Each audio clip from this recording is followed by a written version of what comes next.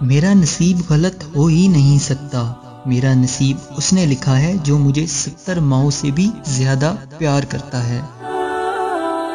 جب بھی خدا سے دعا مانگو تو مقدر مانگو، عقل نہیں، کیونکہ میں نے بہت سے عقل والوں کو مقدر والوں کے در پہ دیکھا ہے۔ خوش نصیب وہ ہے جو جوانی میں توبہ کرے۔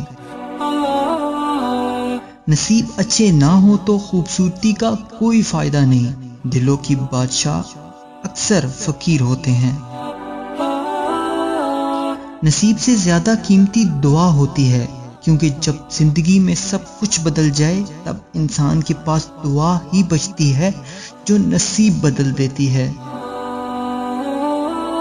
کسی کی خوشی سے حسد کرنے کا کوئی فائدہ نہیں، ملتا سب کو وہی ہے جو خدا نے اس کے نصیب میں لکھ دیا ہے۔ خوش نصیب وہ ہے جس کو دین اسلام ملا، جو نصیب میں ہے وہ چل کر آئے گا، اور جو نصیب میں نہیں وہ آ کر بھی چلا جائے گا۔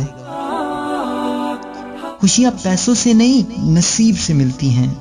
اس دنیا میں بہتر زندگی اور آخرت میں بہتر انجام بڑے نصیب کی بات ہے۔ خوش نصیب وہ ہے جس کے دوست مخلص ہیں۔ نصیب جن کے اونچے اور مست ہوتے ہیں، امتحان بھی ان کے زبردست ہوتے ہیں۔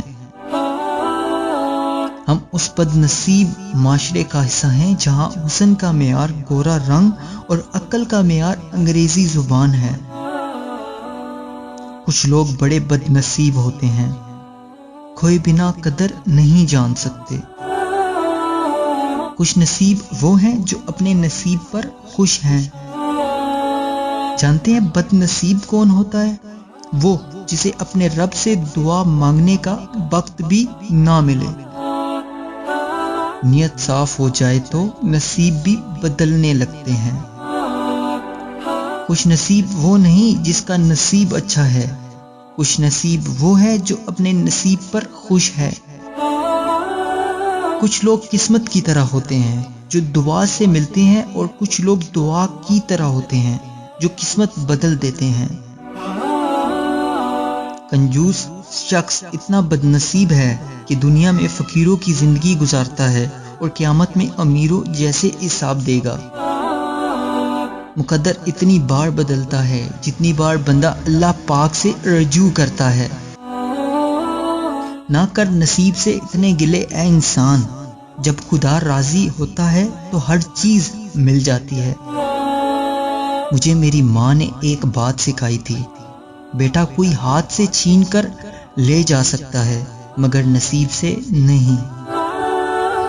ہم نے اپنے نصیب سے زیادہ اپنے دوستوں پر بھروسہ رکھا، کیونکہ نصیب تو بہت بار بدلتا ہے پر ہم نے دوست نہیں بدلے۔ Thanks for watching.